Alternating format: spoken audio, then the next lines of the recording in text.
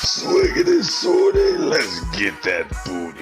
Hey, what's good, y'all?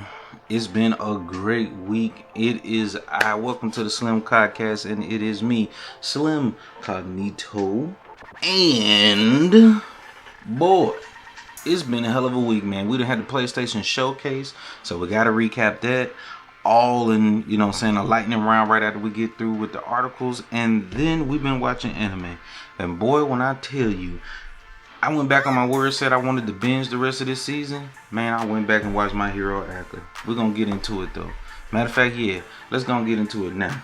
So, My Hero Acca, bro, they doing the villain part, alright? My Villain Academia or whatever. And I've been assuming since the start, okay, I feel like Dabi might be the son of Endeavor because, you know what I'm saying, being, one of the top tier heroes, of course, you're going to get you. It's real early in the podcast. I don't want to be too black because it's going on YouTube. But what I mean to say is, eventually you're going to get you. Alright. He suffered from, with the stuff that was going on at his house, he might have cheated on his wife. Okay. Whew, man, being PC is not easy.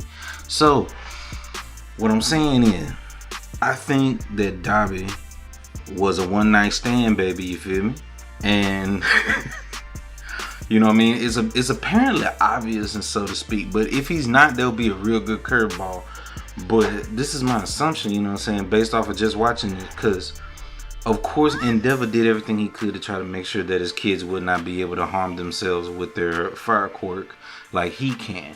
So, him having somebody with the ice powers, and then finally making our boy here, Todoroki, I think his name was. And, yeah, he should be able to circumnavigate it or whatever. And it's interesting in that sense, you feel me? So I'm ready to see what's gonna come from that. That being said, though, we ain't got to his backstory yet, and I feel like it's coming along. I don't know. I'm in the middle of the latest episode, and I just stopped, you know what I mean? Because, like I say, distractions happen.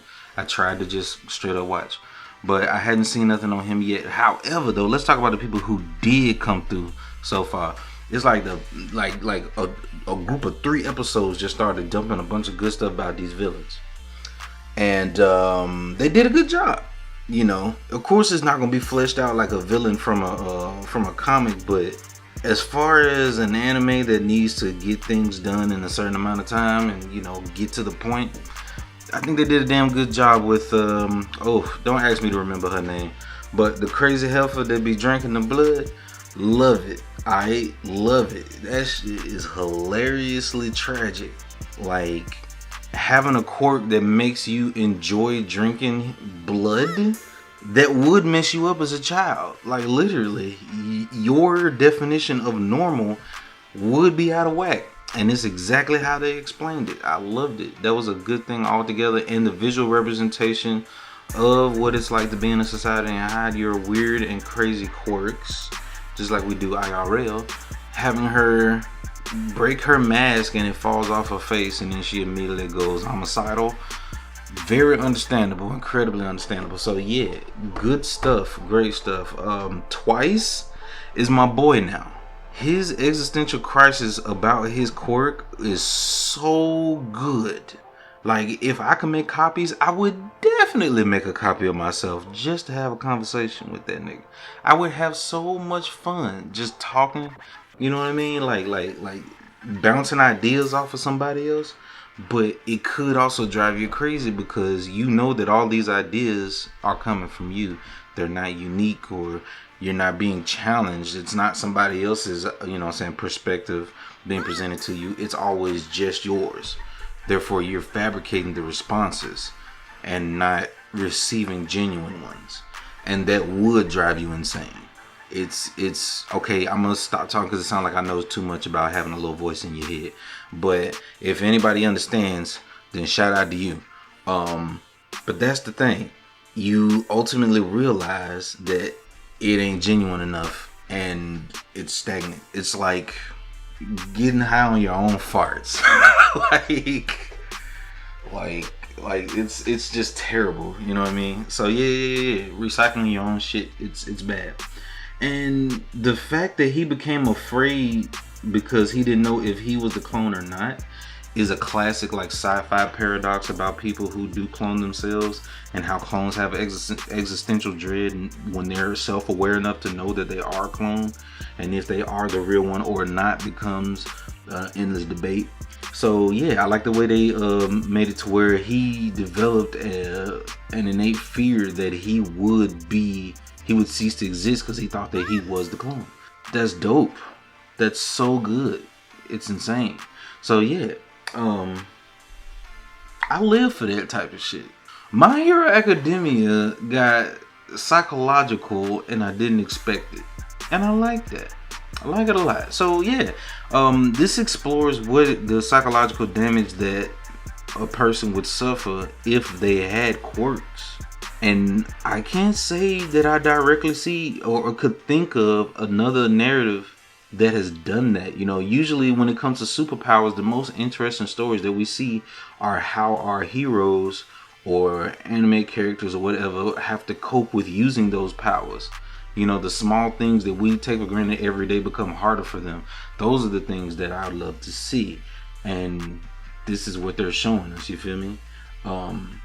And oh God, I don't have any idea what they could do with Mr. Midas Touch Boy, touch you when you turn to dust poof. I don't know all these people's names, I'm sorry, but after so many Hodorocho Ketchikuchikuns, after a while you just be like, all right, so that's what this dude do, and that's what he's defined by his hair color and his abilities, and I'm good.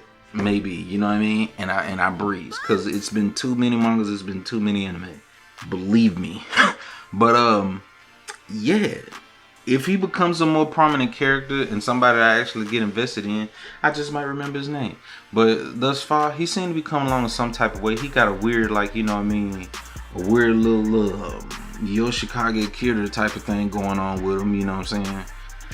And I'm here for it. I like to see it. Basically, what I like is exactly what I was expecting, and I got that, and I'm surprised that I did, because most anime drop the ball with this. Even if it's big three shonen heavily funded shit, it drops the ball with this, which is, it shows that even in this world with superpowers, people who become villainous or do evil shit just be good people who fell on bad times or just had been dealt a shit hand.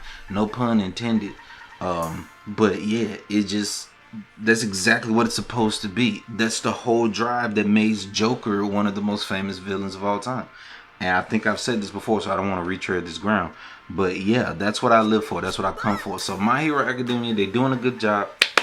Pat on the back. Beers for everybody. Slap on the ass. Next thing though, I'm finna dive into this Marvel What If shit, because I think it might be interesting. You feel me? Marvel What If, and I still got to get on that Shang-Chi, because the street's going crazy about it. Yeah, other than that, that's what I've been watching.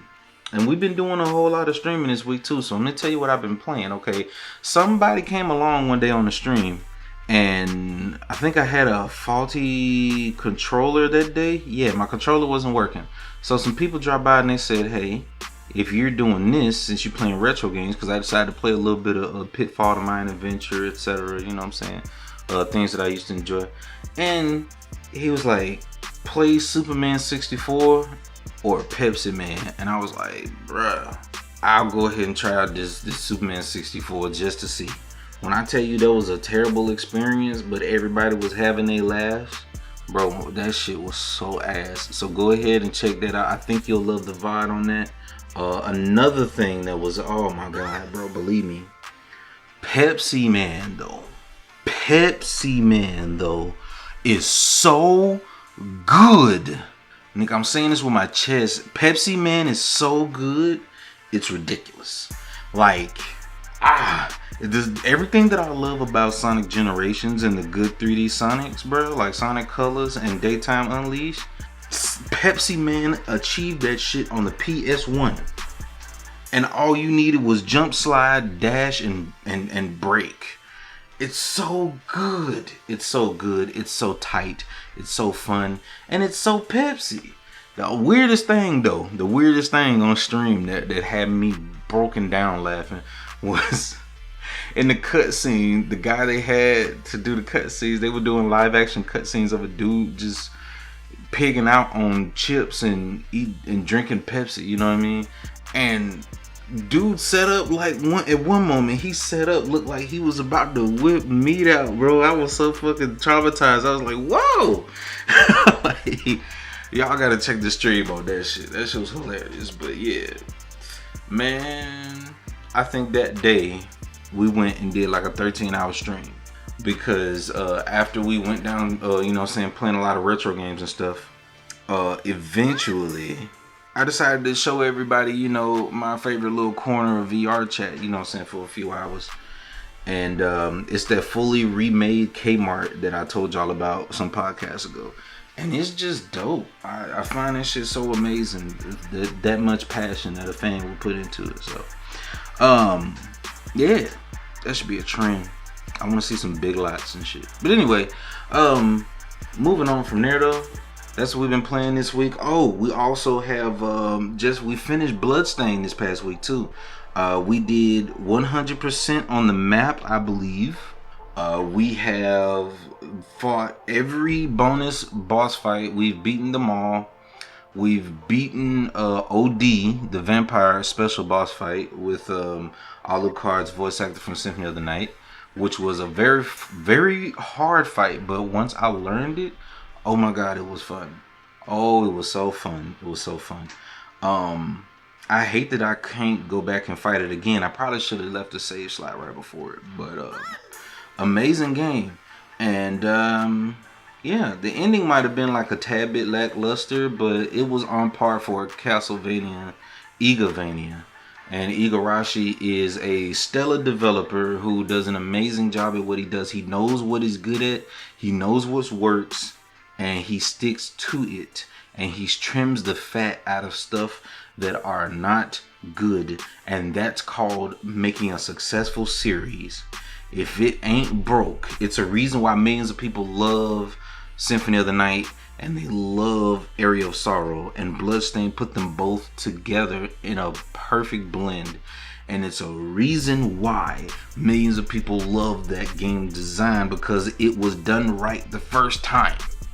And the fact that he achieved to add more to it, like the Soul System and the GBA title, it's phenomenal that he was able to add to it without taking away the good stuff. And that's something you rarely see in game development, and it's a thing that you could only appreciate if you came from that era of gaming, or you actually understand the context of this Castlevania title compared to its previous works, and how Castlevania was dying around the time that Rondo and Blood, Dracula X, and etc. was doing numbers.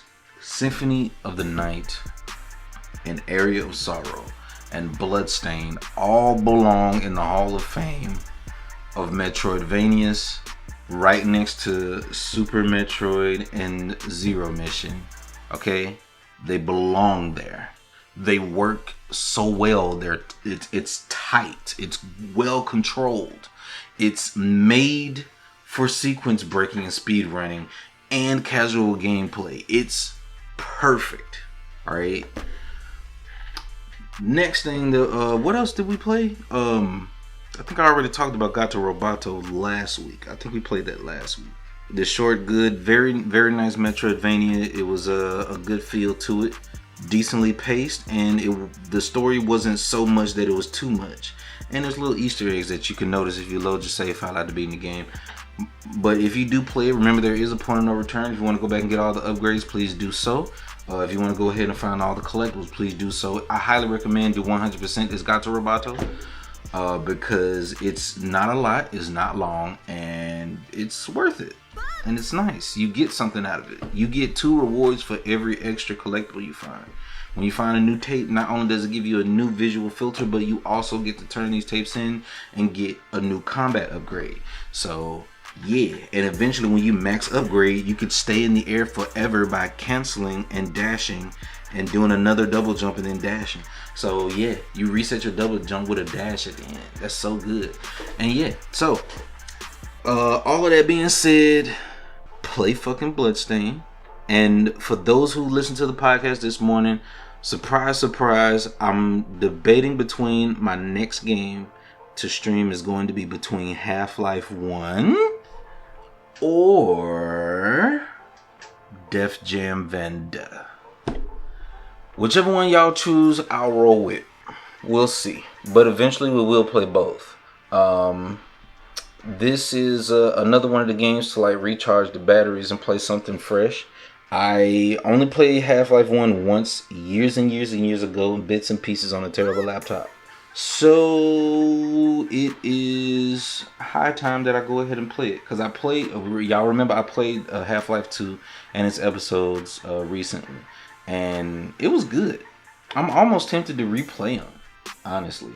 But it was good. And I enjoyed myself more than I should have. I'm going to go ahead and say that we just... Oh, shit.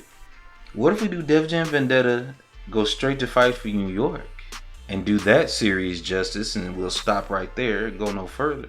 And then we just do Half-Life Anthology.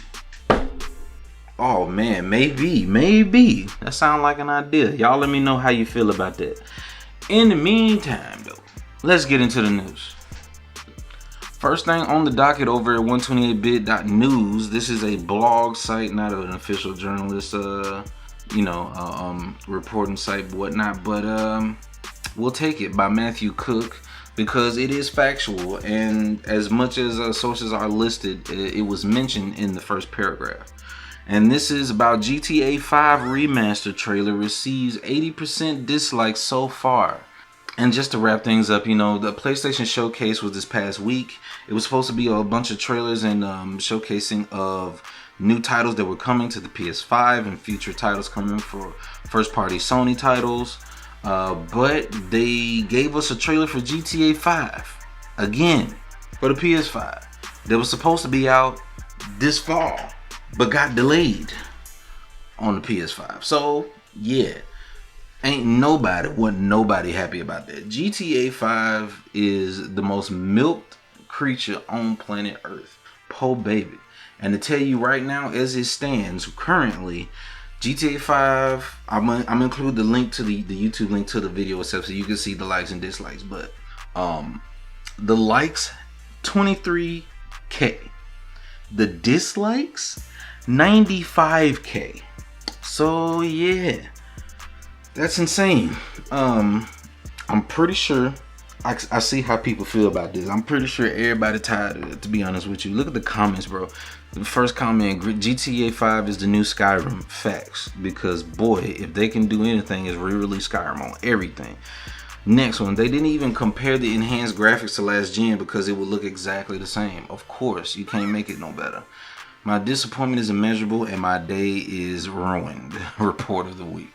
This trash don't have enough dislikes. Shaking my head, what a joke. The game literally came out when I was 17 and I'm nearly 27 and this remaster must be the laziest thing I've ever seen. Oh, yeah, that's crazy. GTA 5 damn near 10 years old. Damn, that shit came out when the PS3 was old. Oh my god, bro. And it was supposed to be enhanced on PS4. And they got enhanced again on PC. And now it's getting enhanced again for the Xbox Series X and the fucking PS5. That's crazy, bro. When you actually look at it by the years, I hate looking at shit by the years. It made me feel old. But yeah, people should not buy that shit though. Stop falling for it, y'all. You gotta vote with your wallets in this game. That's just how the video game goes. Alright? They're gonna milk you if you don't stop this shit. Alright? Next on the docket, let's get off of that. Eurogamer.net said it doesn't sound like EA is involved with the Star Wars Knights of the Old Republic remake. Knights of the Old Republic is a game that we do plan to stream because it's another PC game that I have not experienced. And I feel like I want to, really need to, because I saw some interesting lore tidbits, screenshots, and videos of the game over the years. But I have not outright spoiled myself, so this might be interesting. But basically this article sums up how Jeff Keighley tried to interview someone at EA to find out if they were involved with the KOTOR remake. And they just responded with, yeah, we make Star Wars games. And that's it. That's all they pretty much said, not word for word verbatim, but, it's not much different what they said, you know. But if you want the quote, the direct quote was, Game Awards chief Jeff Keighley wanted the same and asked EA. Its response is equal parts hilarious and frustrating rather than simply say, yeah, sure, we're helping out, or no, we're not involved, sorry. EA chose to state it makes Star Wars games, and that's it. So, the people who are behind this remake are Aspyr, I think is how you pronounce it, which is a Texas studio that worked with Lucasfilm before in order to produce the Knights of the Old Republic iPhone and iPad ports. And then they were bought by Embracer Group, who also owns Borderlands, created Gearbox. So we'll just have to see. Speaking of Borderlands, we got something on the docket about it as well. But yeah, so it looks like the money's going where it's going, and this may be competent. Let's just hope that they're not like remaking it for mobile. Like, if you're gonna remake it, remake that shit with some real graphics, some real textures, some real lighting, everything, alright? And make it available. Put that shit on Steam. Yeah, it said PC and PS5, you know exactly. They're doing what they should do with it, basically. And it's a timeless game, one of Bioware's best. And it's nice to preserve it. I used to be against remakes, but at this point, it's almost necessary. Because with the way games are going right now, there won't be much need to emulate them if games are becoming more PC architecture and made with modern hardware. You're just gonna have to just play the game itself or have it, you know, ported in some form or fashion. But emulation, it won't die out, but it's the what I'm saying, the valley between the need to emulate or just running the software on a system, whether it's a PC or a modded console, is becoming narrower and narrower. So yeah. Destructoid.com next on the docket. Platinum wants to show off Bayonetta 3 but reminds us that it's not their call. To sum everything up, this is a Nintendo title and Nintendo has to be the one to say to release the Hound or not. Now, honestly, this is one of the reasons why he reported earlier, Hideki Kamiya, by the way, he said that to just forget about Bayonetta for now. It's coming along fine. They're enjoying what they're doing. They're liking what they're making. They're having fun making the game. But they're saying to just not be too anxious looking toward it, because you'll exhaust yourself by waiting for it. It's just like it was impossible to satisfy with Final Fantasy 15. They could have did good if the DLC, you know, if it wasn't so crunched that the DLC was out. But yeah, waiting too long for a game can ruin it ultimately. All right, so just don't get too anxious about it. Next thing, we're just moving on to the next thing, by the way, on that. Oh, but before we move forward, there was a comment on this article that I actually did vibe with very well. And we're not saying that this is factual, but it's a very valid and informed assumption to make, which is by Jonathan Holmes under here. Says that No More Heroes 3 just released on the Switch, and Nintendo will probably want that title to breathe and get the attention that it deserves, because it does. Grasshopper Gang, alright? Do that for my boy, cause No More Heroes be slept on and motherfuckers need to play it downward fucking dog. But yeah, this is good if that is a Nintendo decision that will be plausible, and I'm down with that. Let that breathe. You know, you don't want to drop Bayonetta 3 right after No More Heroes 3, you feel me? But then everybody gonna skip over No More Heroes not knowing about it. You know what I'm saying? Disrespecting goddamn Mr. Touchdown. Don't do that.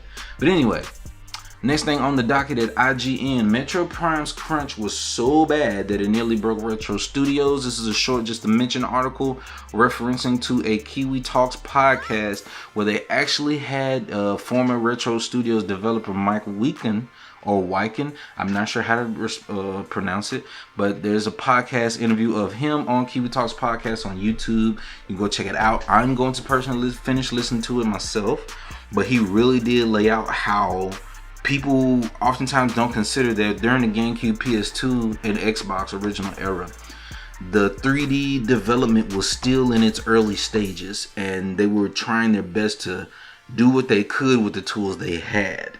And what they pulled off at Retro was nothing short of a miracle, and shit, I don't know. We'll call it extreme work ethic. Oh my god, I am good at this. Boy, yeah, we'll call it extreme work ethic. So anyways, but they did an amazing job at Retro, and I always respected that. Like, they did a great thing with Metroid Prime. But as a 2D Metroid stan, since a kid, I enjoyed and loved Metroid Prime when I first played it on GameCube. But it still ain't Super Metroid, and it had some glaring issues. That being said, still a great game.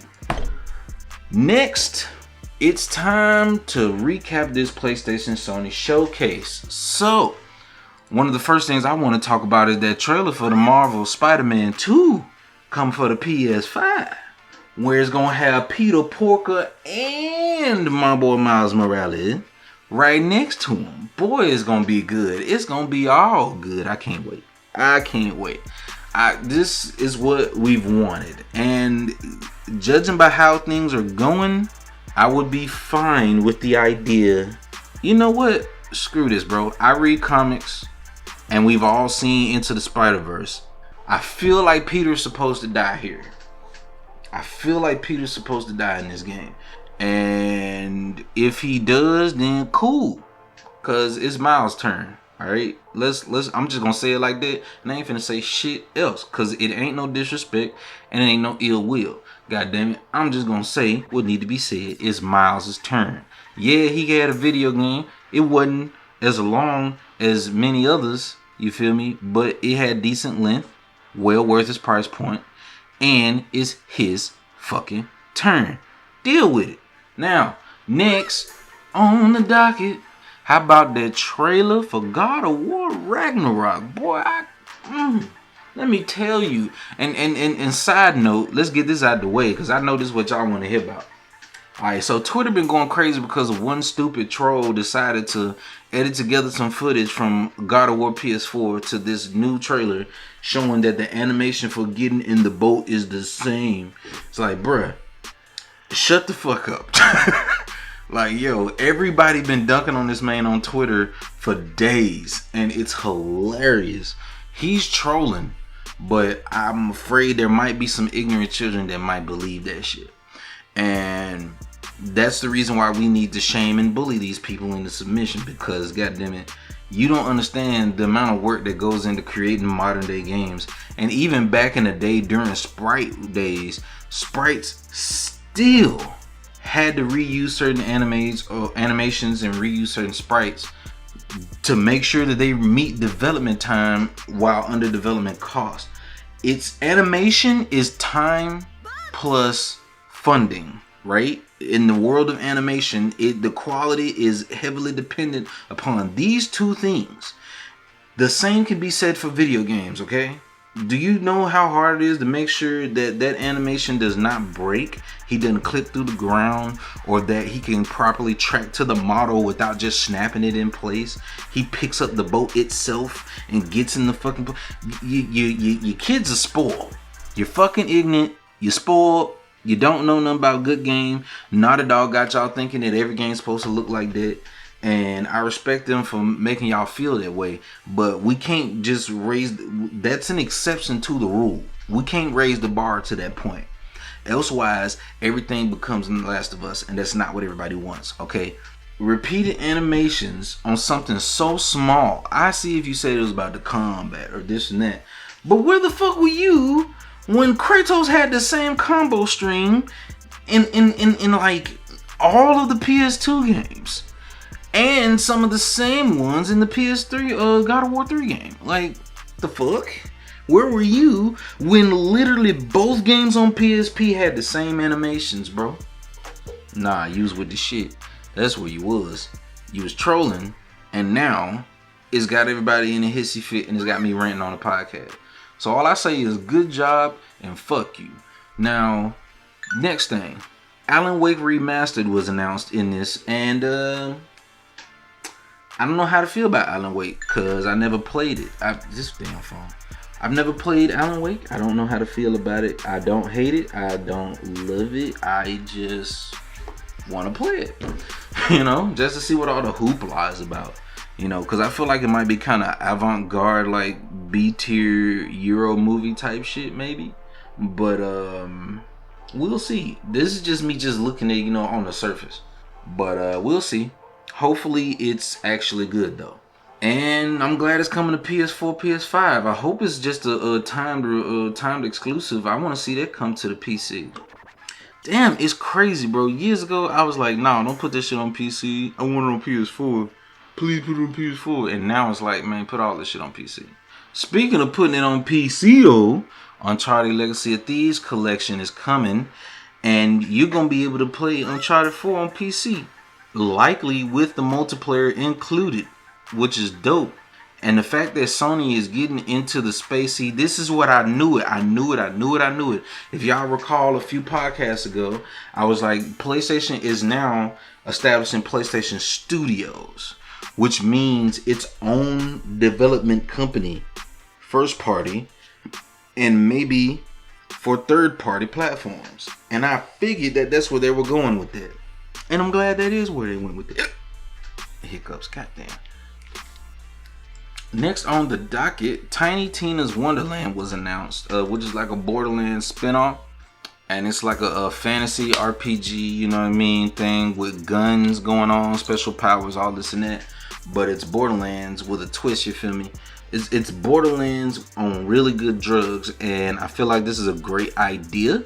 Borderlands would have gotten stagnant because you've gone 3 games, and a lot of people say you hit your peak with the second, and the third was decently good, you know what I mean? A lot of people loved it. I saw a lot of people playing it for a long time after release.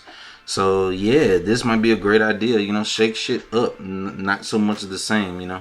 And yeah, I don't know what else to say about that. I haven't even finished Borderlands. Have I finished Borderlands 2? I think I did. Yeah. But I haven't played 3. But anyway. And of course 1, yeah, I beat it. Now, another thing that was just a teaser trailer, we didn't get much, but I am excited about. Insomniac is double dipping on some Marvel IPs, and they about to make a Wolverine for PS5. I can't fucking wait. Boy, that sounds good. If it's any good, let me see. What's the best Wolverine game that I can think about the top of my head? Probably that one that was made after that X-Men Origins Wolverine that was on like 360 and PS3. That shit was the gas. I ain't gonna lie. It was actually decent. It was a decent character action game that was you could easily break the system because air combos just wreck everybody. But I remember that vividly, but it's still good. Still good.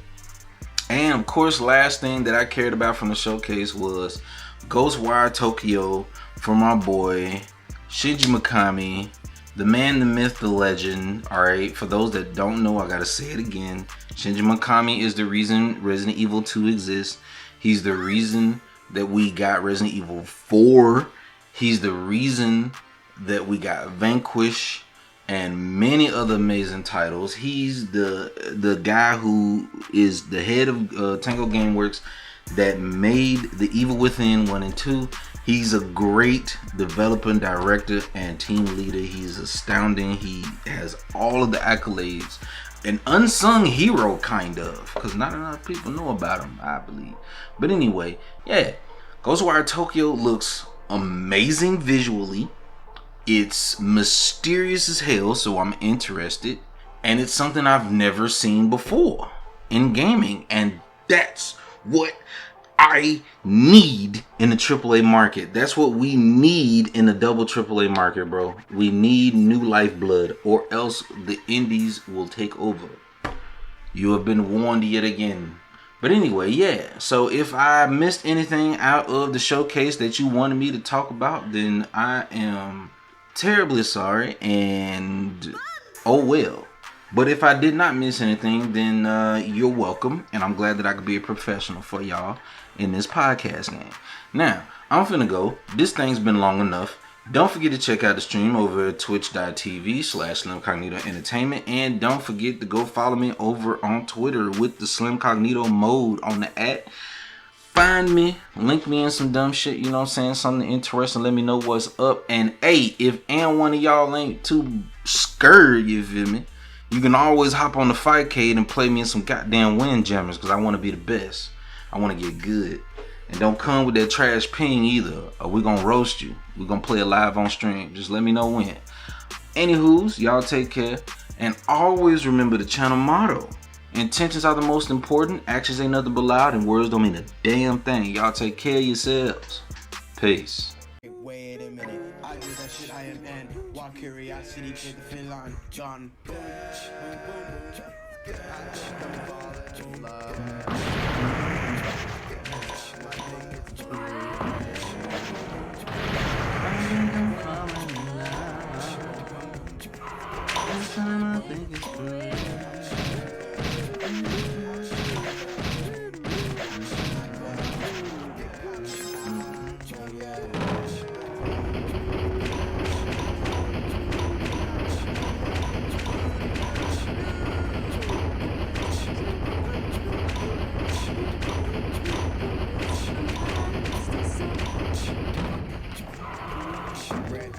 This shit is good, man. This is a good fucking game.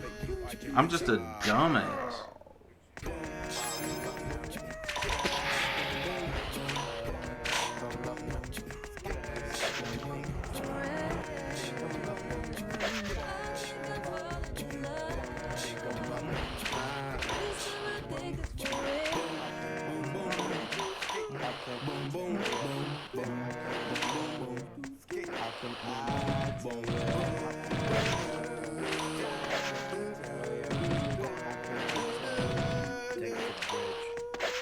Somebody out there jamming out to this dumb shit.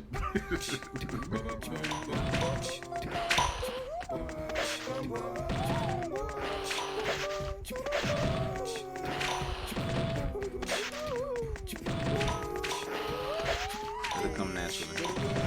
Fuck, it will come naturally. Oh, I might have more distance though. Yes. Yes. I'll take that. I'll take that.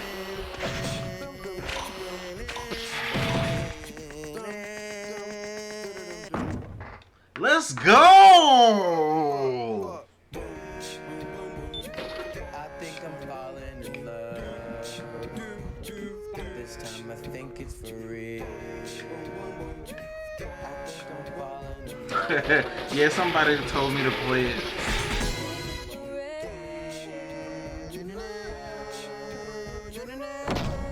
Oh yeah, man, this is great.